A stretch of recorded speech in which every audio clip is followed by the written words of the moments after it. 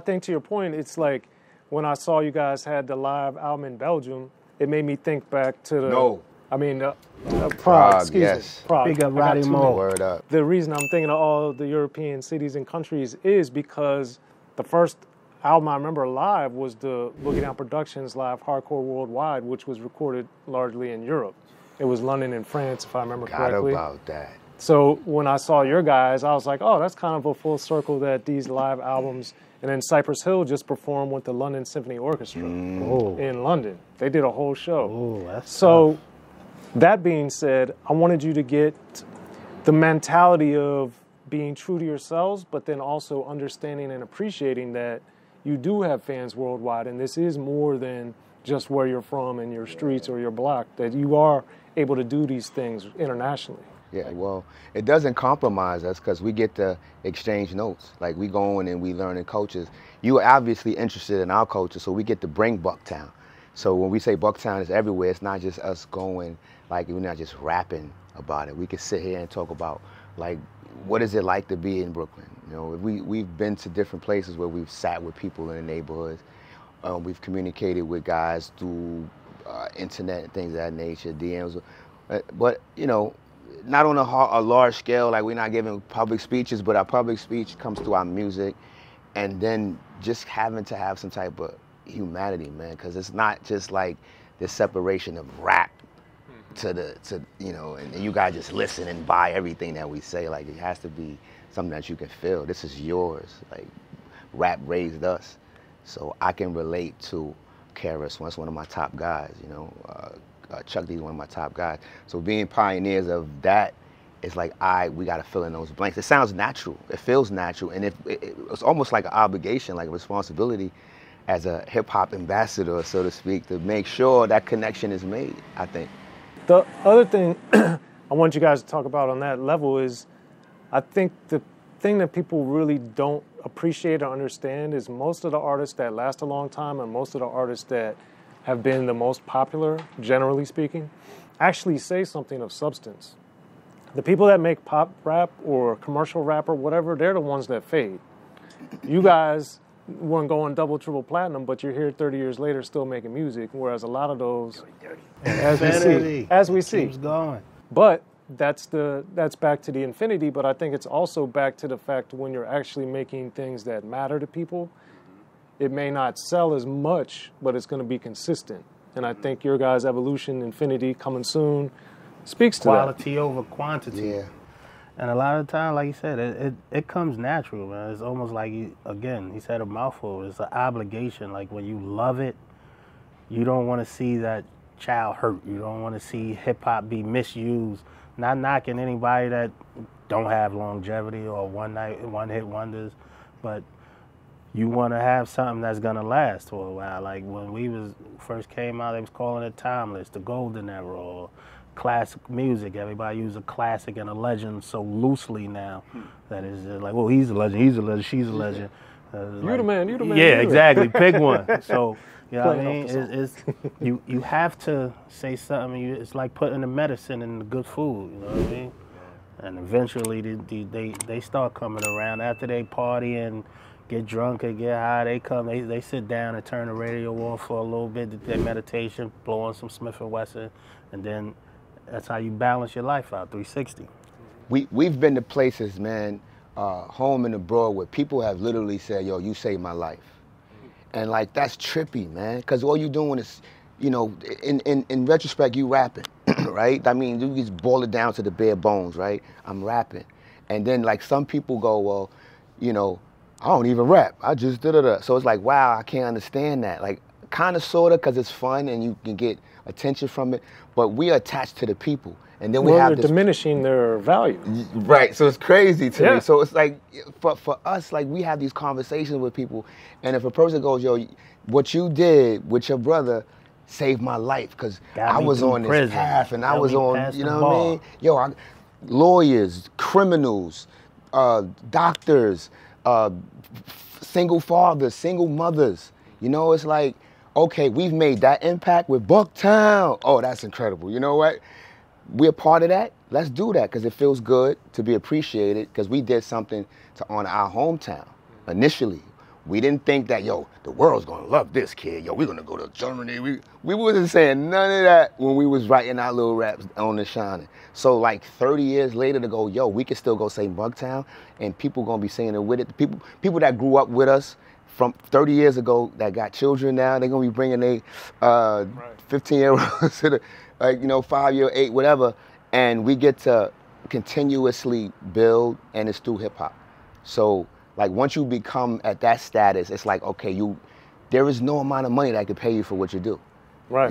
So everything else is like, it's earning. We're earning through, that's what being fruitful and multiplying, or living abundantly. Of course we want money, a lot of money, but it ain't gonna stop none of the struggle or none of the issues that we will have to deal in this wilderness. Well, let me ask you this too, because for both of you, I think, still, especially talking to you more over the years, but I think if you just listen from The Shining up till today, up till The All, for instance, it seems as your careers have progressed, both solo and collaborative albums, it seems like there's also a greater sense of peace.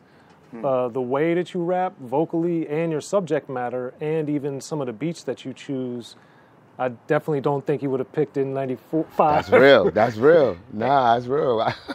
That's a great observation, man. Because I think, yeah, you nailed it. Ain't nothing to answer to that, because that's true. Okay. That's true. You could tell at certain points in our career where it was tumultuous, man. We went all the way to Sweden to do an album. We was locked in, like we was in I don't even know I forgot what the name of this place was, but it was in the mountains. Okay. We was looking for turkey bacon.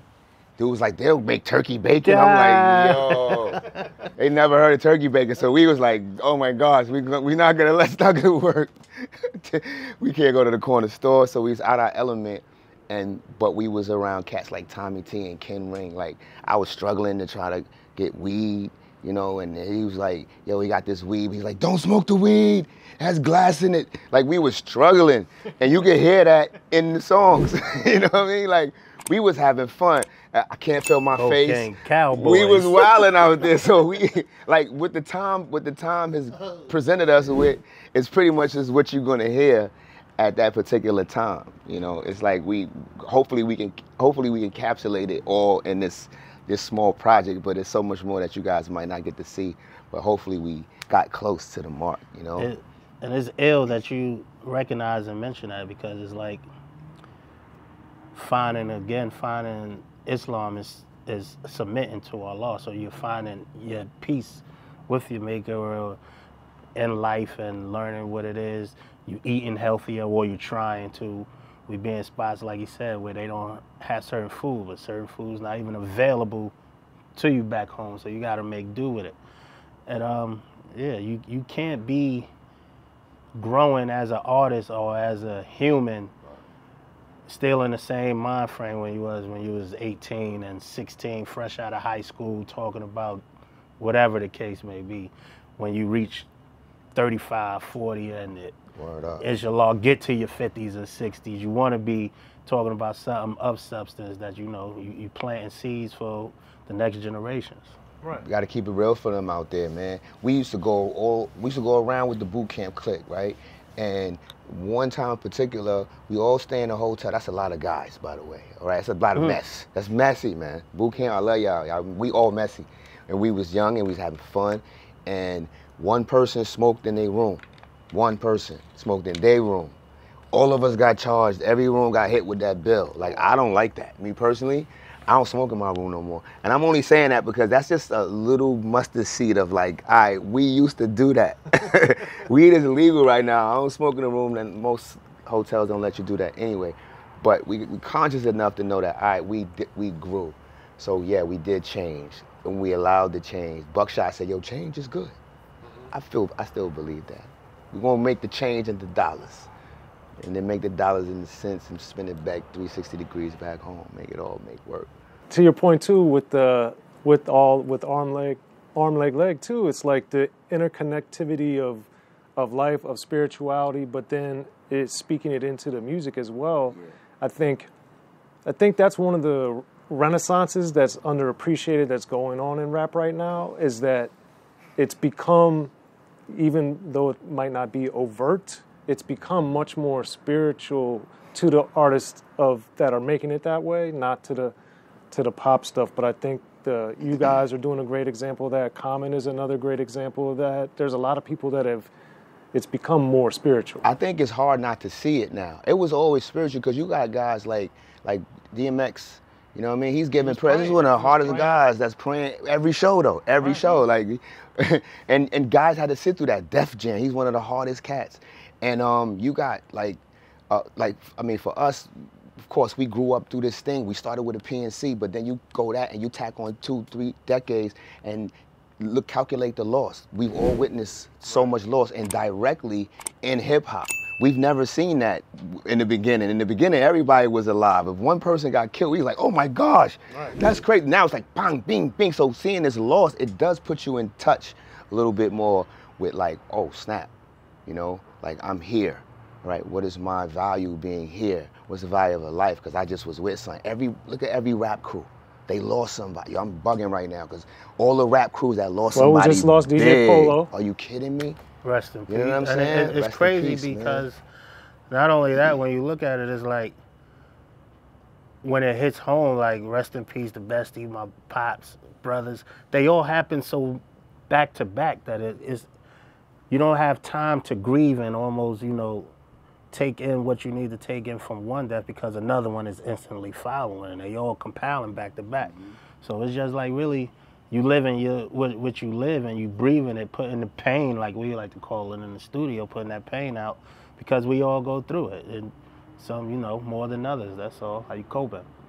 It's beautiful to be able to how do you say, like present it, express it. Release like it, as a express release it. Like as a writer, you gotta know that. Like when you look at the book and you close the covers, you like. But you gotta be dope about it. You can't be. For those that haven't got it, man, Yeah. you guys got to pick up Steele's book. Word up, by my own By hands. my own hands. It's poetry, lyrics. There's a lot of great stuff in here. Definitely pick up a copy if you haven't. And I think too, that's the other thing with you guys, because Steele in particular, with your solo material, it seems a lot more political, for instance, at least to me. But when you come back to Smif-N-Wessun, you got books, you got all these different things. It seems too, as you guys individually and collectively have progressed as artists, it seems like there's also a sense of freedom, whereas I think initially it was a little more of a narrow scope artistically. Yeah. So what do you think has led to this opening creatively? Space, man. Like Tech said, like it's a surrendering, you know. Like we've been struggling the whole journey, you know. It's like there's no sense of beefing about the struggle, you know. We know we're gonna grip up. We're gonna get on these planes. We're gonna get on these trains. We're gonna get in these automobiles, and we're gonna get to it. And then we look at each other in the eye, and we see, I'm looking at a strong person, and he looking at a strong person. I'm not gonna let him down. He's not gonna let me down. We have faith in our Creator, and it's like, so we can take the hits.